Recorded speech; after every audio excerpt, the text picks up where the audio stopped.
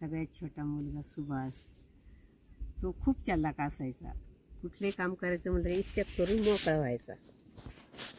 आणि नंतर त्याला शाळेत घातलं. बालवाडीमध्ये कसाच जायचा नाही. रोज मी कपडे शिवायची, त्याला घेऊन शाळेत जायची. शाळेत जाताना ब्लाऊज हातात न्यायची, त्याला खिडकीत बसवायची आणि तो घोड नदीकडं बघायचा, नदीचं पाणी बघायचा. बालवाडी सुटोपर्यंत मी तिथं उभी राहून हात शिलाई करायची आणि मग त्याला पुन्हा तिथून उतरून घरी घेऊन यायची. उरलेली कामं करायची आणि नंतर आलं गिऱ्हाईक तर पटकन ते करायची, त्याला जीव घालायची आणि मग पुन्हा मी माझ्या कामाला लागायची. आणि तो असा लय हट्टी असायचा. जे म्हणन ते त्याला पाहिजेनच, ऐकायचंच नाही. आणि त्याच्या नशिबाने ते त्याला मिळतच गेलं. सगळं म्हणन ते जसं म्हणन तसं त्याला मिळतच गेलं. दुकानात जर गेला तर वडिलांचा हात पकडायचा. एक दिवस असा हात पकडला, घोडा होता, लाकडी घोडा. तर नाही, मला हा घोडाच पाहिजे, हा घोडाच पाहिजे. तिथं त्याला तो घोडा घेतला तेव्हा तो गपचिप राहिला.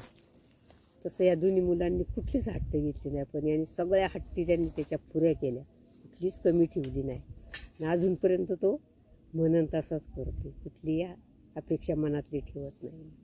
बस गेला ना, सरांनी जर सांगितलं ना आज याच्या पडदा आहेत, एक दिवस असा पळत पळत पळत आला पोत्याच्या पडद्यावर. असं पोतं घेतलं, पळत गेला, तसाच लगेच जिंकून आला. पोरं जर खेळत असेल ना तर सुभाषला गोट्या खेळायला मुलं घ्यायची नाहीत, कारण हा एकाय मुलाची सगळे किशे मोकळे करायचा. कुणालाच गोटी ठेवायचा नाही आणि खेळायला घ्यायचा. अख्ख्या गोट्या जिंकून जिंकून खोटं वाटं असं एक कटुरभर गोट्या त्यांनी केल्या होत्या. एक कटुरभर गोट्या गोळा मुलांना उष्णे द्यायचा का पुन्हा त्यांच्या जिंकून घ्यायचा. काहीच मुलं त्याच्यासमोर खेळायला कटाळा करायची. पण परत सुभाष त्यांना खेळायला पाहिजेनच, न्यायचाच, पण जिंकूनच यायचा. कुठली गोष्ट तो जिंकला नाही असं कुठं झालंच नाही. आणि त्याच्या नशिबाने करमशौकचं पण त्याला हे आलं. पण नंतर त्याची बहीण म्हणली नको बाळा आपलं शाळा. मग त्याने याला गेला, डी एडला गेला. तिथं त्यांनी त्याचं शिक्षण पुरं केलं. मग आदिवासी शाळेवर लागला. तिथे पण तो परमनंट झाला. तिथून त्याच्यानंतर त्याला इकडे जिल्हा परिषदेला लागला. तो इकडं पण तो परमनंट झाला. त्याला कुठं पैसे भरावं लागले नाही, कुठं काही करावं नाही लागलं ना. अजून तो आहे तसंच आहे.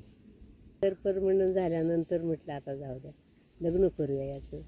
लग्न करताना पण मुलगी आपल्याला असायचं, सुना करायच्या तर सर्व्हिसवाल्याच करायच्या असं माझ्या मनात नव्हतं. लहानपणापासून माझी इच्छा होती की मला सीता सायत्रासारख्या सुना पाहिजेत. दोन्ही सुना मला अशा गुणवान करायच्या.